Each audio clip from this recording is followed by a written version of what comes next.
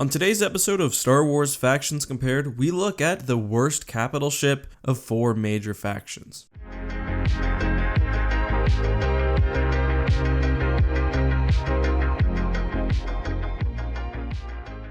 Hey guys, this is EckhartsLadder. Hello and welcome to another episode of Star Wars Factions Compared. Before we get started with the content, I do have a quick message from today's sponsor. Roll it.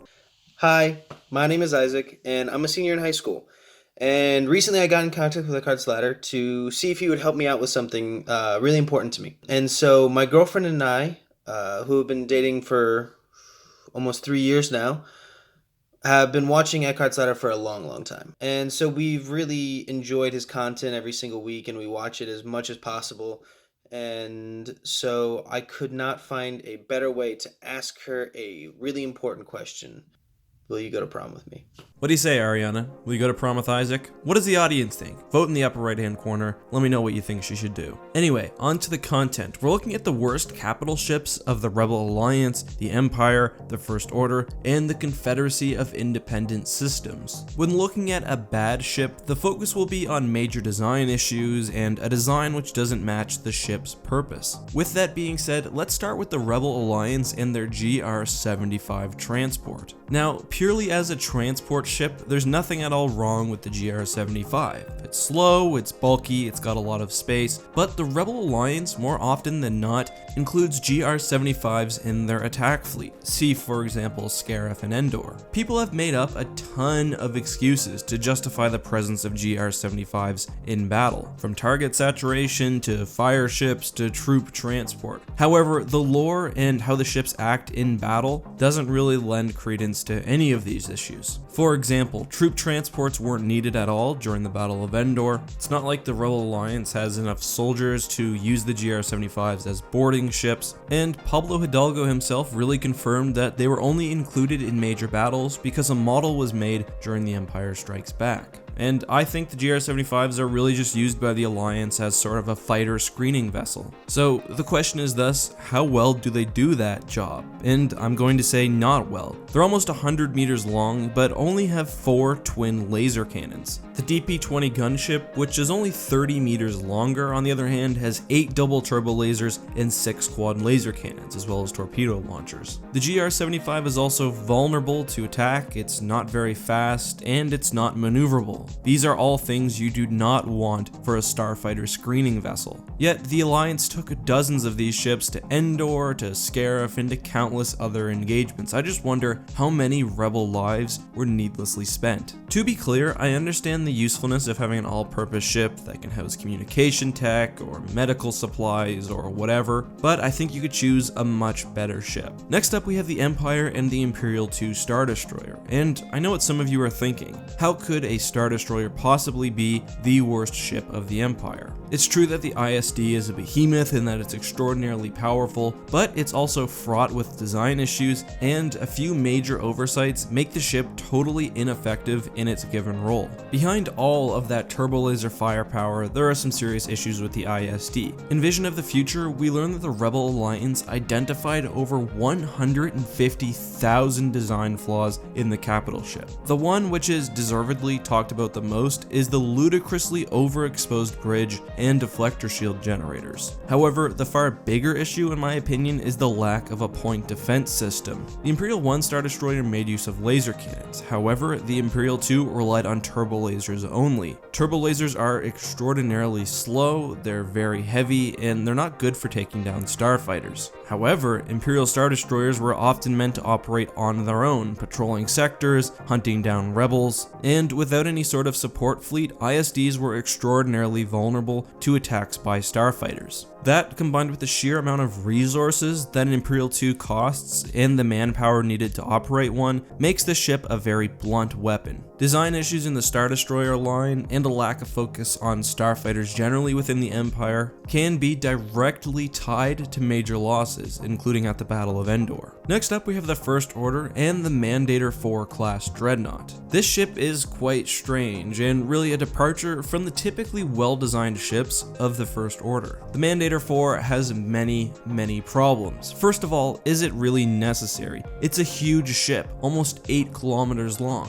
What does it do? It bombs planets. In The Last Jedi, for example, the huge fleet of Resurgent class Star Destroyers, which we know are outfitted with the best turbo lasers available, could have likely slagged the surface of D'Qar in no time at all. Instead, you call in this dedicated ship, which isn't really needed. It's powerful, but a huge target. Its weapons charge very slowly, and really, in my mind, given what we know about turbo lasers, I just don't think there's any real point. But this ship is about as big a target as you could possibly have. It doesn't have any turbo lasers. That's fine. It's got those 2 large autocannons, which could be used in ship-to-ship warfare. But it also only has 26 point defense cannons, and only on its dorsal surface. 26 cannons is almost nothing for a ship of its size. It's definitely dedicating way too much power to those giant cannons. Also, the fact that it only has weapons on its dorsal surface means that you can literally fly under the ship if you want to get past it. It also has one of the most overexposed bridges in Star Wars history, and we just talked about the ISD-2. So not only is this ship unnecessary, but in my opinion, it's also really poorly designed. This wasn't mentioned in the movie, but I think the best and easiest way to take down a Mandator IV would be just fly under the ship and destroy the gun itself. The ventral side has 0 point defense turrets, the gun is sort of just hanging there, and if you can take the cannon out, the ship is basically useless. Aesthetically, I don't hate the design like I know some people do, but it just leaves me scratching my head. Next up, we have the Lucrehulk Droid Control Ship. Now, I want to be specific here. There were a couple of Lucrehulk models. There was a battleship version, which was heavily weaponized, and there was a droid control ship version, which is what we're talking about here. First of all though, the Lucrehulk's not all bad. It carries thousands of droid starfighters and hundreds of thousands of battle droids. If you're going to make a dedicated carrier, make it like the Lucrehulk, at least when talking about carrying capacity. However, there still are some major issues. The fact that, at least early on, if you destroyed the Lucrehulk, you disabled all droids on the ground, is a pretty egregious design flaw, and one that we know was at least capable of being fixed, because the CIS did so once the Clone Wars started. The main issue I have with the Lucrehulk is its lack of weaponry. It has 42 quad turbo laser batteries. These are powerful weapons, but there is a lot of real estate to use, and like the later battleships, they should have propped a lot more guns on there. To be fair, this limitation was likely forced by the Republic of the day, and in fact they discussed this somewhat in the Plagueis novel, but that doesn't make it not a design flaw. As we see during the Battle of Naboo, these very heavy weapons are also quite ineffective against starfighters. Thankfully, the heavy shielding / hull of the ship, along with the many starfighters that it brings on board, does help mitigate against this issue somewhat, but a proper starfighter attack with bombers and heavy ships rather than just N1s, I think would be able to take down the Lucrehulk quite easily. The core portion of the ship is also pretty vulnerable, and given the sort of sluggishness of the Lucrehulk, could be a target when fighting large capital ships, but I don't think it's any worse than some of the other overexposed bridges on the list. So, we've now completed our descriptions of 4 of the worst designed ships in the Star Wars universe. For clarity, I don't think these ships are necessarily the 4 worst in all of Star Wars. Obviously, for example, the Imperial II is extraordinarily powerful, as is the Lucrehulk and the Mandator, but these ships, with the exception of perhaps one, have some of the most egregious design flaws in the entire series. Let's start with number 4, the best of the worst. For this, I choose the Lucrehulk class droid control ship. Let's be honest, the Lucrehulk is a pretty good ship, and the design issues I think are secondary.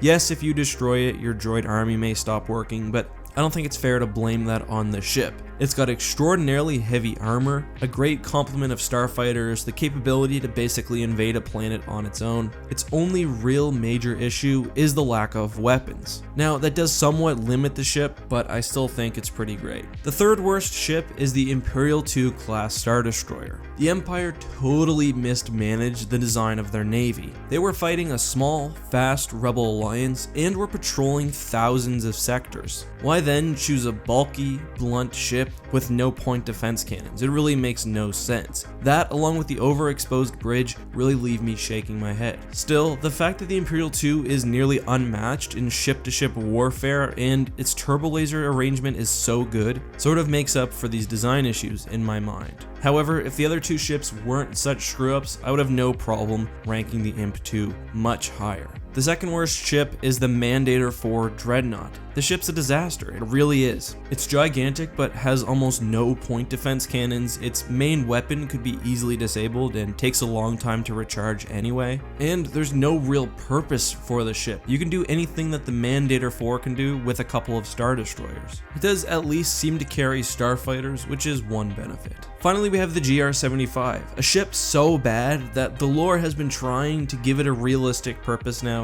since its inception. But realistically, there isn't one, and if the ship did have a purpose, I guarantee that that purpose could be better fulfilled in a more well-designed vessel. The GR-75 has almost no weapons, it's very slow, it's probably not well armored, and really, it should stick to civilian life. That, however, is just my opinion. Which ship do you think is worst? Let me know by voting in the upper right-hand corner. Don't forget, this is day 3 of my week of factions compared. If you're not subscribed already, please do and turn notifications on so you'll be alerted of every video. Also, if you enjoyed this video, make sure to drop a like and leave a comment. It really helps the channel out. Till next time, may the Force be with you.